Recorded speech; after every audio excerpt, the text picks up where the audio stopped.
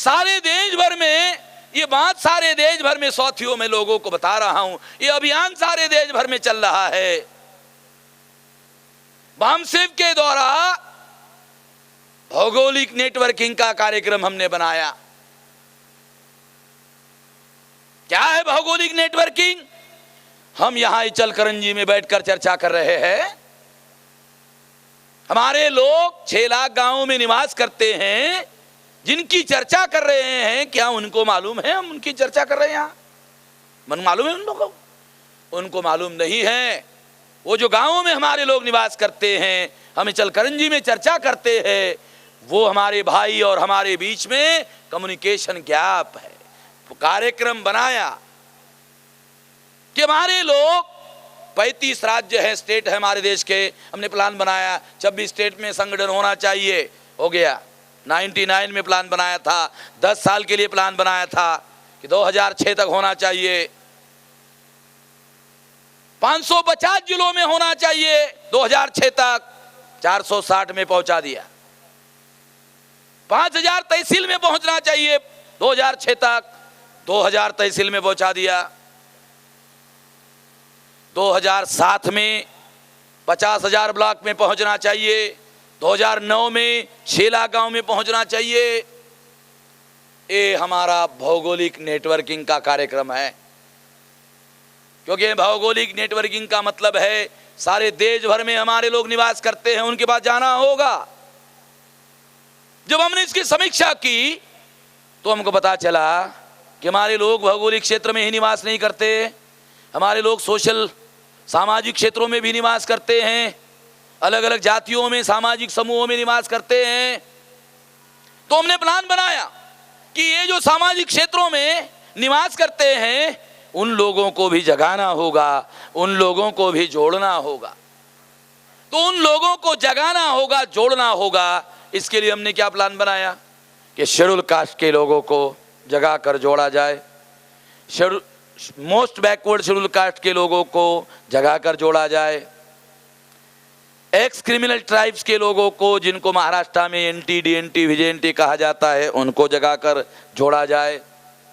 जो most backward classes के लोग हैं, मोस्ट बैकवर्ड क्लासेस में गांव में नाई है, कुमार है, दर्जी है, सुतार है, गांव में जिसका एक घर होता है, संख्या भी अल्प है, सामाजिक स्तर भी छोटा है, ये है मोस्ट बैकवर्ड क्लासेस के लोग।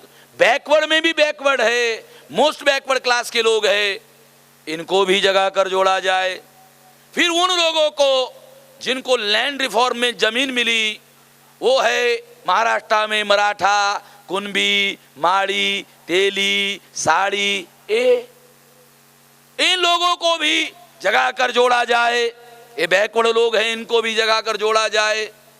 और इससे आगे जो लोग अनुसूचित जाति के थे, जनजाति के थे, अदर बैकवर्ड क्लासेस के थे, ब्राह्मणवाद से दुखी हो गए, दुखी होकर सिख हो गए, ईसाई हो गए, जैन हो गए, मुसलमान हो गए, थे तो हमारे, मगर धर्म परिवर्तन करके अलग अलग धर्मों में चले गए। कोई बात नहीं है, हमारे ही है, हमारे ही लोग हैं। केवल धर्म बदल गया, ना उनका पुरखा बदला, ना उनका वंश बदला, ना उनका खून बदला, वही है, ना उनका इतिहास बदला।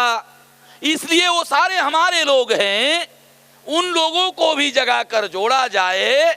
इसलिए आज धर्म परिवर्तित जो मूल निवासी है, जिसमें मुस्लिम्स है, सिख है, ईसाई है, बुद्धिस्ट है, जैन है, उन लोगों को जगाकर जोड़ने का एक अभियान सारे देश भर में हमने शुरू किया।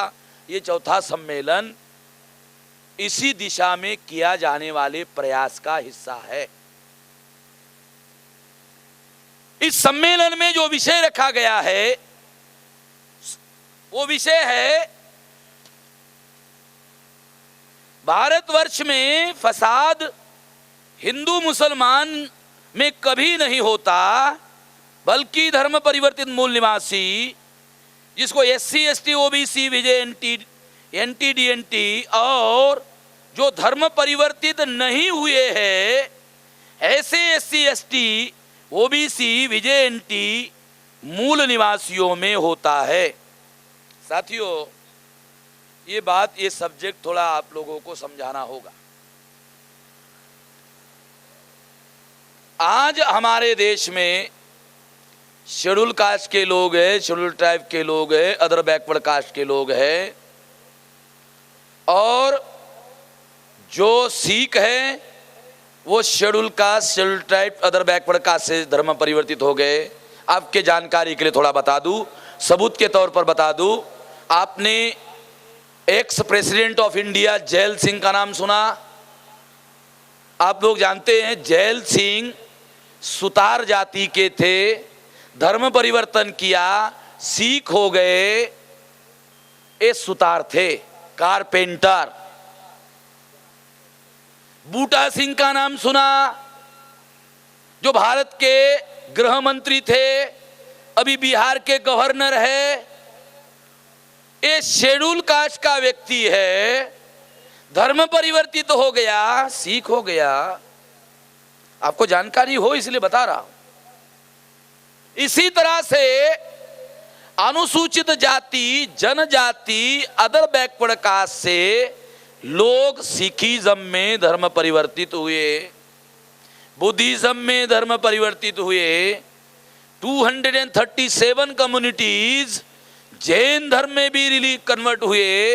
अभी पाटिल साहब यहां से गए, ये कुंभी जाति के धर्म परिवर्तन किया, जैन हो गए, जैन हैं मगर जाति से कुंभी थे। मालूम हो इसलिए बता रहा हूं, आप लोगों को जानकारी हो। इतिहास आप लोगों को जो देश में पढ़ाया जाता है वो इतिहास नहीं है, झूठी बातें हैं। क्योंकि जो विजयी होता है वो अपना इतिहास लिखता है, जो विजयी होता है वो अपना इतिहास लिखता है, और जो पराजित होता है उसको अपना इतिहास पढ़ाता है। इसलिए हमको जो इतिहास पढ़ाया जा रहा है वो असली नहीं है, इसलिए असली बता रहा हूं। अगर किताबों में पढ़ाया गया होता तो मुझे बताने की जरूरत नहीं होती। उसमें पढ़ाया नहीं जाता, इसलिए मुझे बताना पड़ रहा है। यही हमारा जागरण का अभियान है, यही हम बता रहे हैं, इसलिए बता रहा हूं। जैनिज्म में लोग धर्म परिवर्तित हो गए, बुद्धिज्म में हो गए, और सबसे ज्यादा इस्लाम में लोग धर्म परिवर्तित हो गए। आज के तारीख में 99% जो मुसलमान हैं भारत का, वो भारत का मुसलमान schedule caste, schedule tribe, other backward caste से धर्म परिवर्तित है। आक्रमणकारी जो मुसलमान भारत में आए थे उनके साथ केवल 1200 फौजी थे। 1200 जो फौजी थे उसके 12 लाख हो गए होंगे। मगर आज अगर 12 करोड़ मुसलमान माने जाए तो कहां से आए? ये कहां से आए? कभी सोचा? आपके जानकारी के लिए थोड़ा बता दूं, केरला में जाओ, केरला का जो मुसलमान है मलयाली बोलता है, उसकी मातृभाषा मलयाली है। तमिलनाडु में आओ, तमिल का मुसलमान तमिल बोलता है, उसकी मातृभाषा तमिल है। आंध्रा में आओ, तेलुगु बोलता है, उसकी मातृभाषा तेलुगु है। कर्नाटका में आओ, उसकी मातृभाषा कन्नड़ी है। इधर सातारा, सांगली, कोल्हापुर के साइड में हमारे लोग मराठी बोलते हैं, मुस्लिम्स। अगर उनको हिंदी बोलने के लिए कहा जाए तो इधर सातारा, सांगली, कोल्हापुर के साइड के जो मुसलमान हैं उन लोगों को ठीक से हिंदी बोलना नहीं आता। वो हिंदी कैसी बोलते हैं? वो एक मेक को घास खिला रहे थे, एक मेक को घास खिला रहे थे। अब मराठी में घास किसको बोलते हैं और हिंदी में घास किसको बोलते जानते हो ना? तो हिंदी के बाद में उर्दू, उर्दू के बाद में पारसी, पारसी के बाद में अरबी। अरे तो बहुत दूर है भाई, बहुत दूर है। लंबा मामला है। अगर इधर बॉम्बे के आगे गुजरात जाओ, गुजरात का मुसलमान गुजराती बोलता है, उसकी मातृभाषा गुजराती है। राजस्थान में जाओ राजस्थानी बोलता है, मारवाड़ में जाओ मारवाड़ी बोलता है, लखनऊ में जाओ अवधी बोलता है, गोरखपुर में जाओ भोजपुरी बोलता है, पटना में जाओ मुसलमान मगधी बोलता है, बंगाल में जाओ बंगाली बोलता है। सुनकर आश्चर्य होगा, बांग्लादेश की राष्ट्रभाषा जानते हो क्या है? बांग्लादेश की राष्ट्रभाषा बंगाली है। आप सोचते होंगे मुसलमानों का राष्ट्र है, उर्दू होगा, नहीं, बंगाली है। बांग्लादेश की राष्ट्रभाषा बंगाली है। क्यों? आपको थोड़ा बता दूं क्या बात है, क्या इतिहास है। जब परिवार के परिवार मुसलमान होने लगे तो उस परिवार में जो मां इलिटरेट थी, अनपढ़ थी, गवार थी, वो परिवार के साथ इस्लाम में चली गई। उसको उर्दू कहां से आएगी, उसको अरबी परसी कहां से आएगी? वो जो बोलती है अपने बेटे को पढ़ाती है, अपने बेटे को समझाती है। जो बोलती है वही भाषा उसने अपने बेटे को पढ़ाई, समझाई। ये सबूत के तौर पर बता रहा हूं ताकि आप लोगों को पता चले कि ये जो धर्म परिवर्तित मूल निवासी है, ये यहाँ के धर्म परिवर्तित जो लोग हैं, ये यहाँ के मूल निवासी लोग हैं। और अगर बहुत बड़ा सबूत चाहिए तो डीएनए के आधार पर प्रमाणित कर लेना, मेडिकल साइंस के आधार पर प्रमाणित कर लेना। तो मैं ये बात आप लोगों को बता रहा था कि ये लोग यहां से धर्म परिवर्तित हो गए एससी एसटी ओबीसी से, और जो लोग एससी एसटी ओबीसी में ही है, दो हो गए, एक धर्म परिवर्तित हो गए और एक धर्म परिवर्तित नहीं हुए। ऐसे दो लोग हैं, एससी एसटी ओबीसी जो धर्म परिवर्तित नहीं हुआ और जो धर्म परिवर्तित हो गए, सिख हो गया, मुसलमान हो गया, ईसाई हो गया, बुद्धिस्ट हो गया, जैन हो गया, ऐसे दो वर्ग हो गए। अब हमारे देश में फसाद होता है। जब फसाद होता है तो फसाद किस में होता है जानते हो? जिन्होंने धर्म परिवर्तन नहीं किया, वो schedule caste, schedule tribe, other backward caste के जो लोग हैं वो लोग, और जो धर्म परिवर्तित होके मुसलमान हो गए और जो धर्म परिवर्तन नहीं किया, उन दोनों के बीच में फसाद होता है। उन दोनों के बीच में फसाद होता है। और जब दूसरे दिन अखबार में खबर आती है छपकर, तो खबर में क्या होता है? खबर में होता है हिंदू मुसलमान का फसाद। अखबार में क्या होता है? अखबार में होता है हिंदू मुसलमान का फसाद। मगर फसाद तो हिंदू मुसलमान का नहीं है। फसाद तो जो धर्म परिवर्तित नहीं हुए और जो धर्म परिवर्तित हुए, इनसे ही, यहां से ही उधर गए, ये दोनों के बीच में फसाद होता है।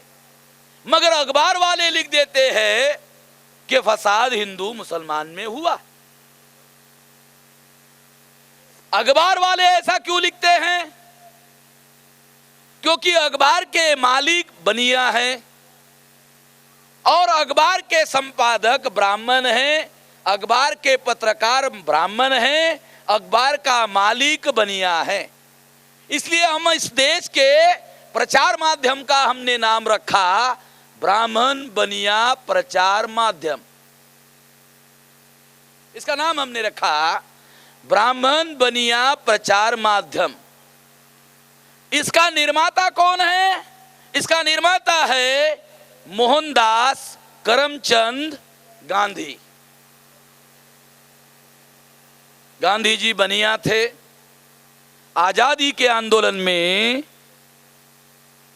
प्रचार करने की जरूरत थी। गांधी जी ने अपने भाइयों को समझाया और उन बनियों ने अखबार निकाले। आपको सबूत चाहिए? चलो सबूत बता देता हूं। टाइम्स ऑफ इंडिया जो ग्रुप है जैन बनिया का, एक्सप्रेस ग्रुप है गोयंका बनिया का, हमारे महाराष्ट्र में लोकमत ग्रुप है, आपके इधर भी आया होगा, आया, ए दरडा बनिया का,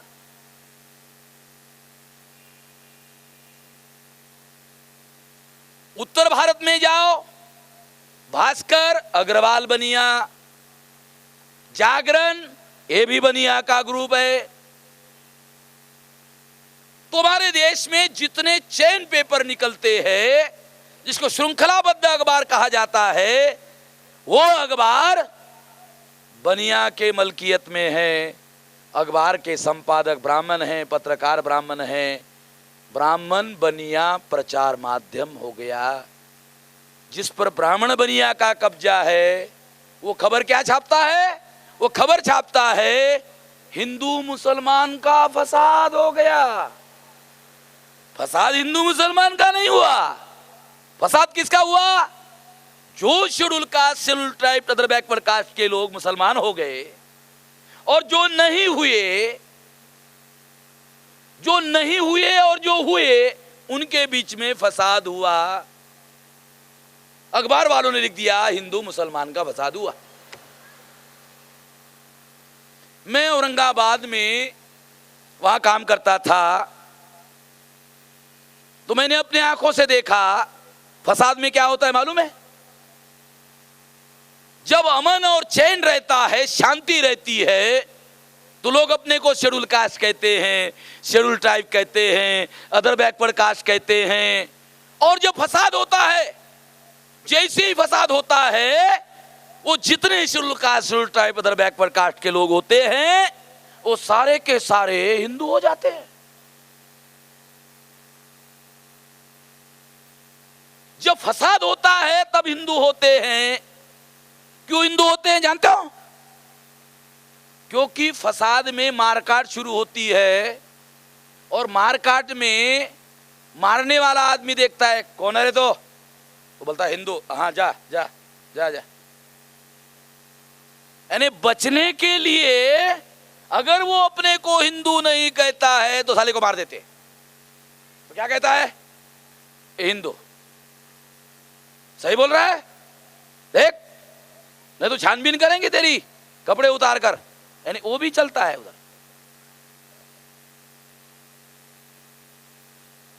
तो फसाद में ये लोग, अनुसूचित जाति जनजाति, इधर बैकवर्ड क्लासेस के लोग हिंदू बन जाते हैं। जब तक फसाद का प्रभाव रहता है, लोग हिंदू बने रहते हैं, और जैसे ही अमन शांति आ जाती है, लोग अपने को schedule caste, schedule tribe, other backward caste कहना शुरू कर देते हैं। इससे क्या प्रमाणित होता है? इससे प्रमाणित होता है कि अगर इस देश में अनुसूचित जाति जनजाति, अदर बैकवर्ड क्लासेस के लोगों को हिंदू बनाना है, तो हिंदू बनाने के लिए फसाद करवाना जरूरी है। ध्यान रखना, काल्पनिक बातें नहीं कह रहा हूं। अगर इस देश में हिंदू बनाना है किसी को, तो हिंदू बनाने का एक तरीका है।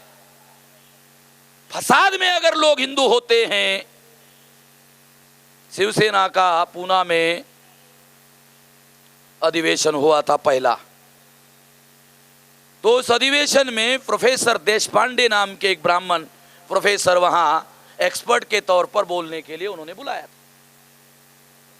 तो उन्होंने अपने भाषण में एक सिद्धांत बताया। क्या सिद्धांत बताया? कि हिंदुओं की जागृति प्रतिक्रिया से होती है।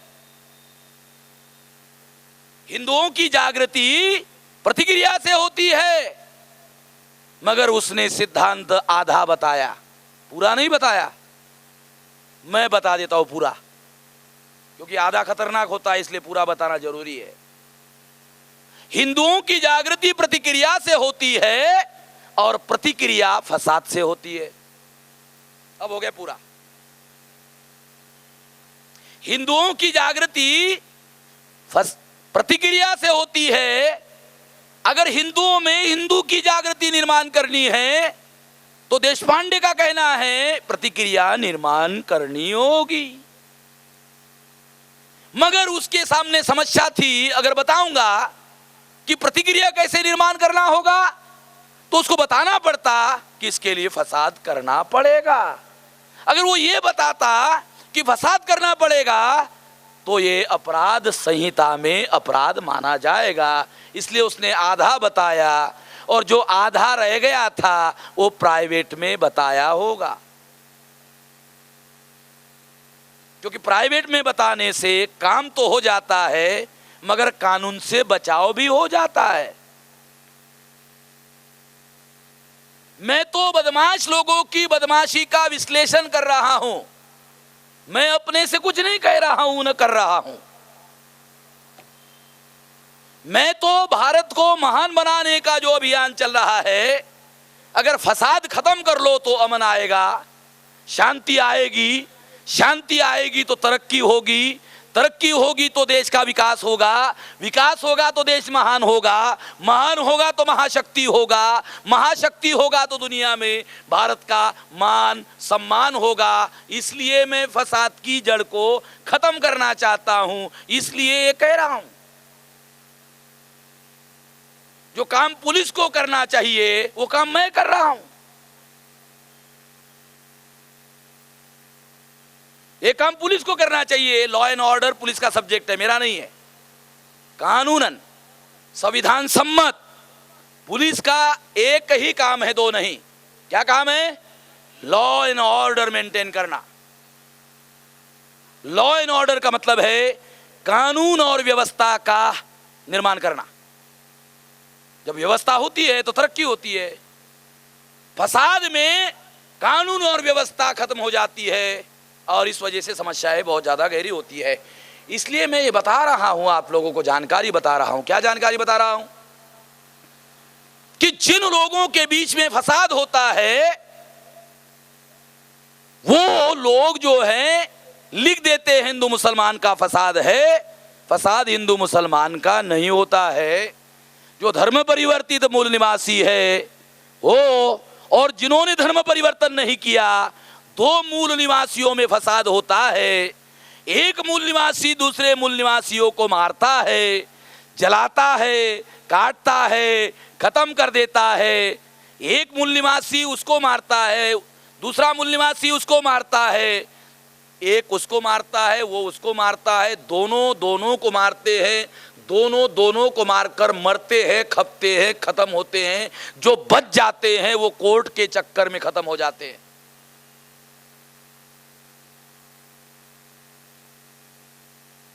इसलिए मैं हमेशा ये कहते रहता हूं कि फसाद की जो समस्या है ये सबसे बड़ी समस्या तो है, मगर किसकी समस्या है? मुसलमान कहते हैं ये हमारी सबसे बड़ी समस्या है, मगर मैं मानता हूं कि ये मुसलमानों की सबसे बड़ी समस्या नहीं है। ये अनुसूचित जाति, अनुसूचित जनजाति, अदर बैकवर्ड क्लासेस के लोगों की सबसे बड़ी समस्या है। ये मैं यहां साबित कर दूंगा आपको। इन लोगों की सबसे बड़ी समस्या है। क्यों सबसे बड़ी समस्या है? जो इस देश में अल्पसंख्यक है। ब्राह्मणों की संख्या 3.5% है।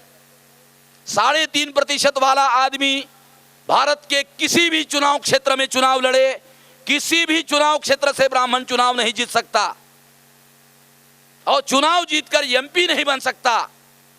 जब एमपी नहीं बनेगा तो एमपीओं का बहुमत नहीं होगा। जब एमपीओं का बहुमत नहीं होगा तो पीएम कहां से होगा? एमपी मींस मेंबर पार्लियामेंट और PM means prime minister. MP नहीं होगा तो पीएम कहां से होगा? और जब पीएम नहीं होगा तो व्यवस्था पर कब्जा कहां से होगा? जब व्यवस्था पर कब्जा नहीं होगा तो अपना वर्चस्व कैसे निर्माण करेगा? नहीं कर सकता। इसलिए जो 3.5% है वो लोग बहुसंख्य बनना चाहते हैं और बहुसंख्य बनने के लिए इस देश में फसाद करवाते हैं। यह है उसका कारण।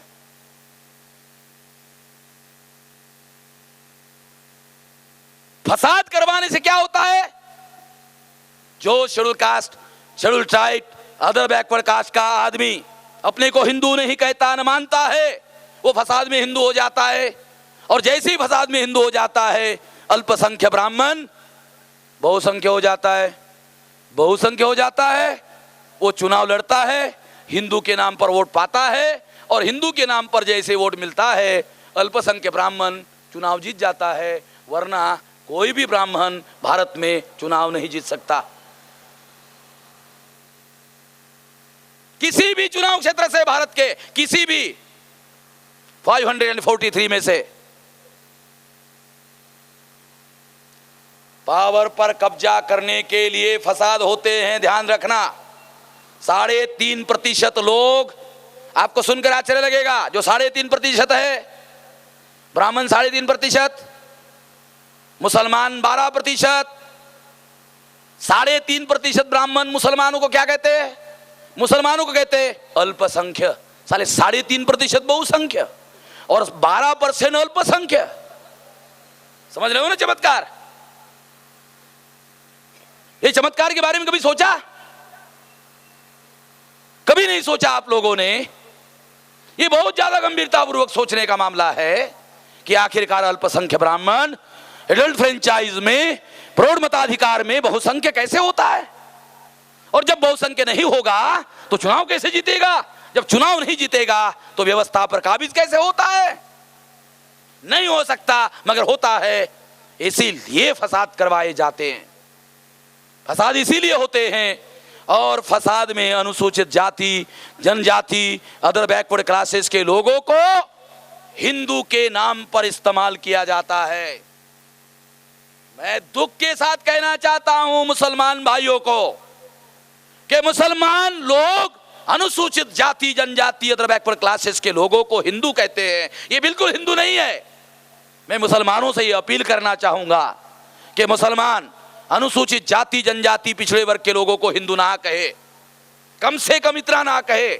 क्योंकि जब मुसलमान अनुसूचित जाति, जनजाति और पिछड़े वर्ग के लोगों को हिंदू कहता है तो वो आरएसएस की मदद करता है, विश्व हिंदू परिषद की मदद करता है, वो बजरंग दल की मदद करता है। अगर मुसलमान आरएसएस की, विश्व हिंदू परिषद की, बजरंग दल की मदद करता है और मदद करने से उसको शक्तिशाली बनाता है, उसको शक्तिशाली बनाने के बाद अगर मुसलमान रोता है, चिल्लाता है, तो उसको रोने चिल्लाने का अधिकार नहीं है। अगर वो रोता है, चिल्लाता है, तो कोई और जिम्मेवार नहीं है, वो खुद जिम्मेवार है। उसको कम से कम अपने दुश्मन को ताकतवर बनाने का काम नहीं करना चाहिए। मैं आपकी जानकारी के लिए बता दूं, हमारे वक्ताओं की माफी मांगकर भी एक बात कहना चाहता हूं, जो बहुत गंभीर मामला है, कि मुस्लिम्स लोग जो वक्ता होते हैं, लगभग वक्ता जो है इस देश का नाम जब पुकारते हैं तो कहते हैं हिंदुस्तान, कहते हैं ना। आरएसएस के लोग साली फटे तक ताकत लगा रहे कि इस देश को हिंदुस्तान बनाया जाए, बनाया जाए, बनाया जाए, बनाया जाए, फटे तक कोशिश कर रहे हैं। मगर मुसलमानों ने तो पहले बना दिया। वो फटे तक कोशिश कर रहे हैं मगर हो नहीं रहा, और मुसलमानों ने बना दिया। नहीं बनाना चाहिए, बना दिया। बाबा साहब अम्बेडकर ने जब संविधान लिखने के लिए लिया, आप संविधान पढ़ लेना, संविधान की पहली लाइन, दूसरी तीसरी नहीं, पहली लाइन जब बाबा साहब अम्बेडकर ने लिखी, पहली क्या लिखा? India that is a Bharat. एकमात्र आर्टिकल है जिसको लिखा और ट्रांसलेशन भी खुद ही किया translation. India that is a Bharat. ऐसा ट्रांसलेशन क्यों किया बाबा साहब ने? क्योंकि बाबा साहब अम्बेडकर को आशंका थी जब मैं मर जाऊंगा तो कोई ब्राह्मण अंग्रेजी संविधान का ट्रांसलेशन करेगा और इंडिया का ट्रांसलेशन हिंदुस्तान करेगा। इंडिया का ट्रांसलेशन क्या करेगा? हिंदुस्तान करेगा। तो बाबा साहब अम्बेडकर ने सोचा कि इंडिया का ट्रांसलेशन हिंदुस्तान नहीं होना चाहिए। इसके पहले उन्होंने ट्रांसलेशन कर दिया, India that is a Bharat. ताकि किसी को ट्रांसलेशन करने का मौका ही ना मिले। ए रिफ्लेक्शन ऑफ माइंड है बाबा साहब अम्बेडकर का, कि बाबा साहब अम्बेडकर भारत को हिंदुस्तान न कहते थे न मानते थे। अगर भारत का संविधान हिंदुस्तान नहीं मानता तो मुसलमान भारत को हिंदुस्तान क्यों कहता है? और ऐसा कह के वो आरएसएस का, बीजेपी का, बजरंग दल का, विश्व हिंदू परिषद का अगर वो मदद करता है और मदद करके उसको मजबूत बनाता है और मजबूत बनाकर ताकतवर बनाता है, अगर वो दुश्मन ताकतवर बन जाता है, ताकतवर बनने के बाद अगर वो मुसलमानों की पिटाई करता है, तो पिटाई करने के बाद मुसलमानों को रोना नहीं चाहिए, चिल्लाना नहीं चाहिए।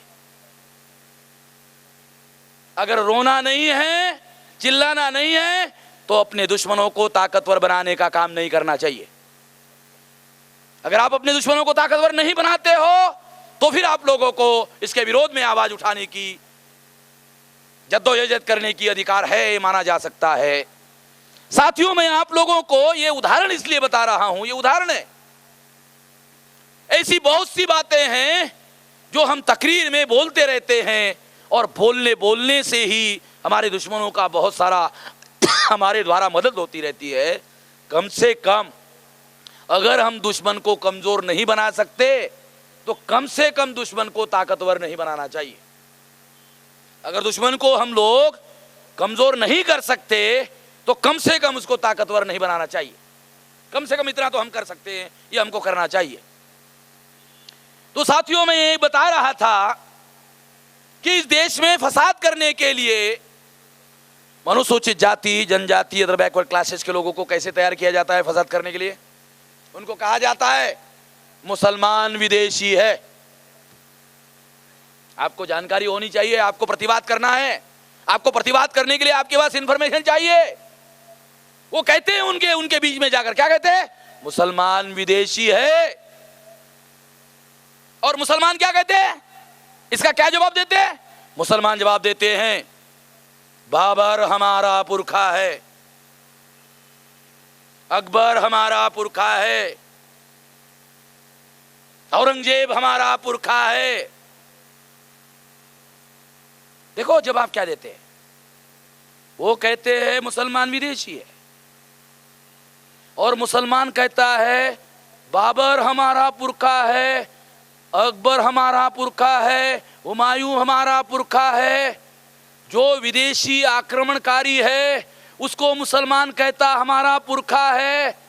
जब मुसलमान कहेगा वो हमारा पुरखा है, तो आरएसएस कहता है मुसलमान विदेशी है। तो क्या मुसलमान साबित नहीं करता कि मुसलमान विदेशी है? क्या मुसलमानों को यह साबित करना चाहिए कि मुसलमान विदेशी है? अरे कम से कम अपना बचाव तो करना चाहिए भाई, कम से कम अपना डिफेंस तो करना चाहिए। इससे संकट तो निर्माण होता है, ये संकट तो निर्माण नहीं होने देना चाहिए अपने सामने। वो कहते हैं विदेशी है। मैं लोगों को बताता हूं सारे देश भर में कि 99% मुसलमान धर्म परिवर्तित मुसलमान है। और धर्म परिवर्तन क्यों किया इन लोगों ने? धर्म परिवर्तन, ये धर्म परिवर्तन किया, ये सही किया, गलत बिल्कुल नहीं किया। ये धर्म परिवर्तन का आंदोलन, ये हमारे लोगों के मान, सम्मान, स्वाभिमान का आंदोलन है। क्यों है? क्योंकि उन्होंने अपने धर्म के नाम पर हमारे लोगों को दबाने की कोशिश की, उनको नीच बनाने की कोशिश की, उनको अछूत बनाने की कोशिश की, उनको जाति के आधार पर तोड़ने की कोशिश की और उनको दबाकर गुलाम बनाने की कोशिश की। जिन लोगों को गुलाम बनाने की कोशिश की गई, उन लोगों ने प्रतिकार करके अगर उनके धर्म को लात मार करके दूसरा धर्म कबूल किया, ये उनके मान, सम्मान और स्वाभिमान का विद्रोही अभियान था, आंदोलन था। धर्म परिवर्तन गलत नहीं है।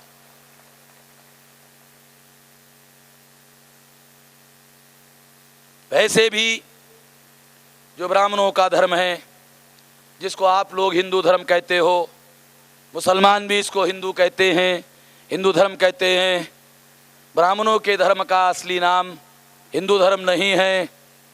वेद में हिंदू शब्द नहीं है, श्रुति में हिंदू शब्द नहीं है, स्मृति में हिंदू शब्द नहीं है, पुराणों में हिंदू शब्द नहीं है, रामायण में हिंदू शब्द नहीं है, महाभारत में हिंदू शब्द नहीं है, गीता में हिंदू शब्द नहीं है।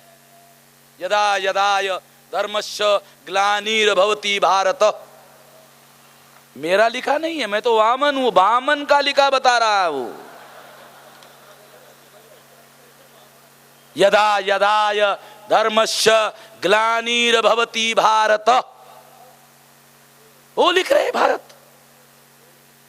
गीता ब्राह्मणों का सबसे बड़ा धर्म ग्रंथ है, वो भारत, इस देश को कहते हैं भारत।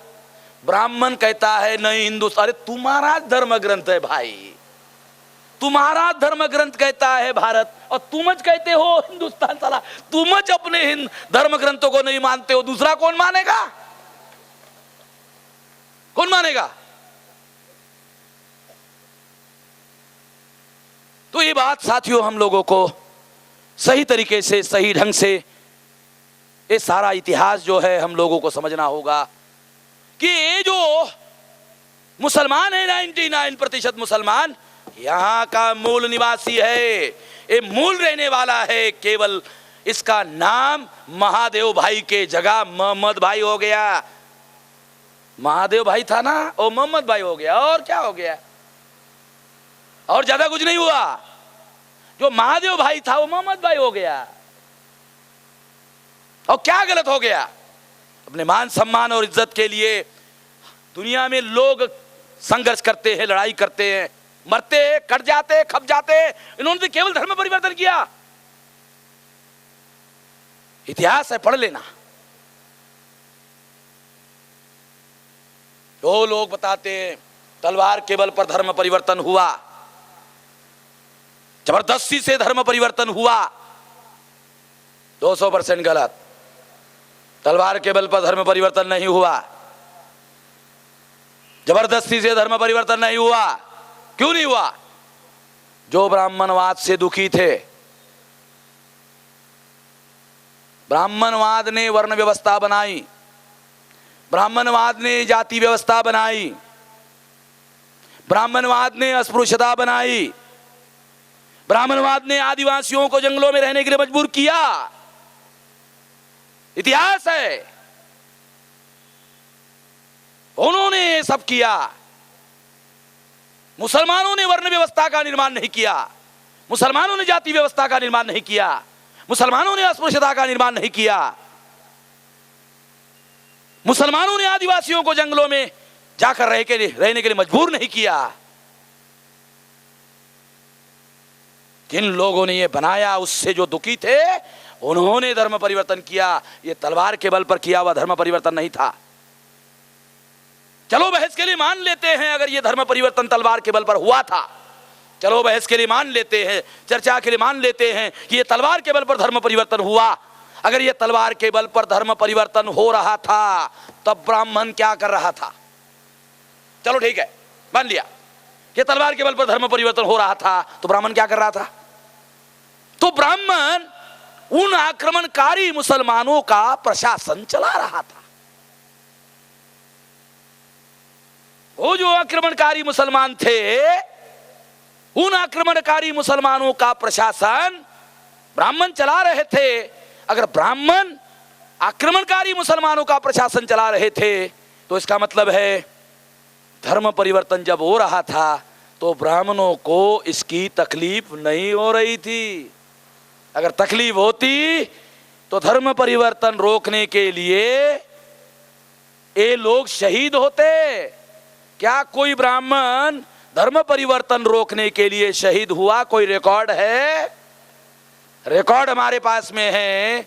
वो प्रशासन चला रहे थे, शहीद नहीं हो रहे थे रोकने के लिए, बल्कि धर्म परिवर्तन करने वाले लोगों को मदद करने का काम कर रहे थे। अगर कर रहे थे तो ये लोग जिम्मेवार है। अब वो दूसरों को जिम्मेवार मानते हैं, तलवार के बल पर धर्म परिवर्तन की बात करते हैं। झूठ है। धर्म परिवर्तन तलवार के बल पर नहीं हुआ। जो ब्राह्मणवाद से दुखी थे उन लोगों ने धर्म परिवर्तन किया। इतिहास है। ब्राह्मणों के धर्म ग्रंथ में धर्म ने आदेश दिया, धर्मो रक्षति रक्षम, तुम धर्म की रक्षा करो तो धर्म तुम्हारी रक्षा करेगा। क्या धर्म की रक्षा करने के लिए ब्राह्मणों ने प्रयास किया नहीं किया, तो किस आधार पर कहते हो? इसलिए ये सिद्धांत भी गलत है कि तलवार के बल पर धर्म में परिवर्तन हुआ, इसको हम नहीं मानते।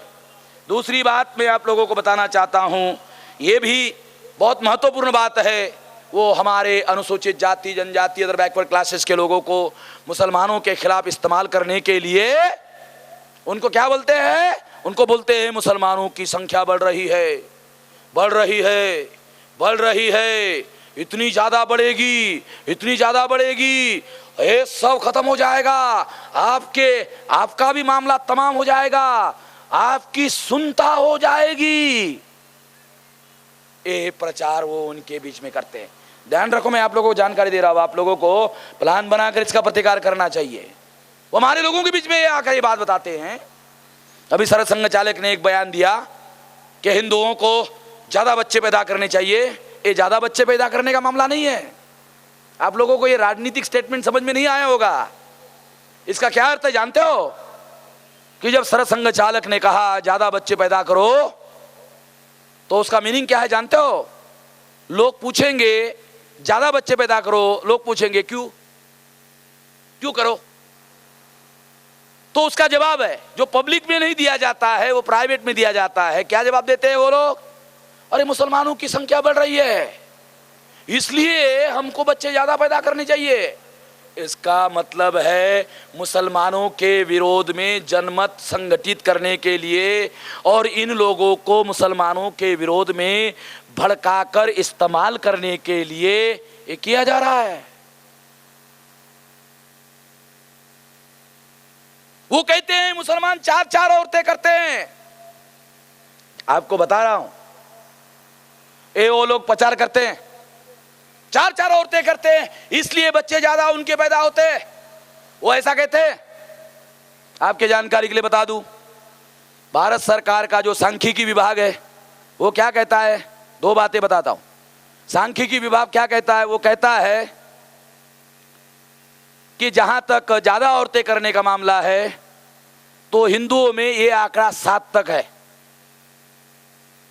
मुसलमानों में 4 तक है। ये सरकार का आंकड़ा है, मेरा नहीं बोल रहा हूं, जनगणना का। और दूसरा, मुसलमानों के जनसंख्या का जो ग्रोथ रेट है वो अनुसूचित जाति जनजाति के ग्रोथ रेट से कम है। संघ चालक को ज्यादा बच्चे पैदा करो कहने की जरूरत ही नहीं है, वो कर रहे हैं। और करने की वजह से उनका सत्यानाश थोड़ा कम होने की बजाय और ज्यादा हो रहा है।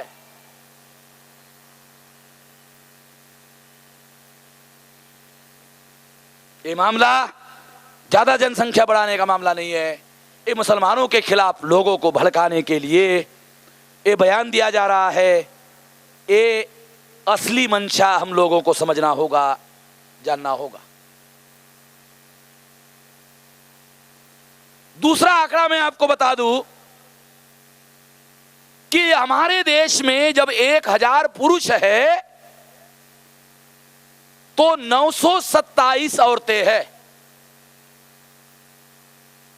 सब धर्मों में आंकड़ा निकाला गया कि जब 1000 पुरुष प्रमाण है तो स्त्री का प्रमाण है 927। अगर भारत का हर पुरुष शादी करना चाहे तो एक औरत भी उसको मिलती नहीं है। मैं नहीं कह रहा हूं, भारत सरकार का जो जनगणना का विभाग है, मान लो 1000 पुरुष शादी करना चाहे, अगर स्त्री प्रमाण 927 है तो 1000 को 927 औरतें हैं। एक औरत भी करो तो भी पूरी होती नहीं है। ये भारत सरकार का आंकड़ा है। वो कहते हैं 4-4 करते हैं। समझ रहे हैं ना बात को? ये जो लोगों के बीच में गलतफहमियां फैलाने का, लोगों को उसके खिलाफ भड़काने का कि पाकिस्तान की क्रिकेट की टीम जब जीतती है तो मुसलमान बस्तियों में पटाखे बजाए जाते हैं, फोड़े जाते हैं, ये अनुसूचित जाति जनजाति अदर बैकवर्ड क्लासेस के बस्तियों में आकर वो लोग कहते हैं और जिनको वो कहते हैं वो मुसलमानों के बस्तियों में जाकर छानबीन नहीं करते हैं। वो कहते हैं जब पंडित जी कह रहा है तो सच ही होगा। धार्मिक आदमी है, गलत क्यों बोलेगा? तो महात्मा है, ये महात्मा काहे को गलत बोलेगा? जो इग्नोरेंट है, जो अनपढ़ है, गवार है, उसकी श्रद्धा है तो महात्मा है, ये क्यों गलत बोलेगा? मान लेता है और इस वजह से फसाद होते हैं। ये गलतफहमियां हैं जिससे जनमत मुसलमानों के विरोध में उन्होंने संगठित किया और मुस्लिम विरोधी मानसिकता का निर्माण किया। मुस्लिम विरोधी मानसिकता अनुसूचित जाति में उन्होंने पैदा की, अनुसूचित जनजाति में उन्होंने पैदा की, अदर बैकवर्ड कास्ट में उन्होंने पैदा की। जिन लोगों के बीच में उन्होंने ये मानसिकता पैदा की, उनका वो लोग मुसलमानों के खिलाफ फसाद करवाने के लिए इस्तेमाल करते हैं। जिनका इस्तेमाल होता है उनकी समस्याओं का कभी समाधान नहीं होता। अनुसूचित जाति, जनजाति, अदर बैकवर्ड क्लासेस के अंदर 23 करोड़ लोग भूखमरी के कगार पर पहुंच गए हैं। भूखमरी जानते हो उसका क्या मीनिंग है? भूखमरी का मीनिंग है आधा जिंदा आधा मरा हुआ। भूखमरी का मीनिंग है आधा जिंदा आधा मरा हुआ। जो अनुसूचित जाति, जनजाति, अदर बैकवर्ड क्लासेस के अंदर 23 करोड़ लोगों की संख्या भूखमरी की है, वो लोग उनके अंदर ये गलतफहमियां पैदा करते हैं। वो अपनी गरीबी, मुफलिसी और अपनी सामाजिक आर्थिक समस्याओं का समाधान करने के लिए लड़ने की बजाय वो मुसलमानों का घर जलाने के लिए, मारने के लिए, काटने के लिए फसाद में इस्तेमाल होता है। इसलिए कह रहा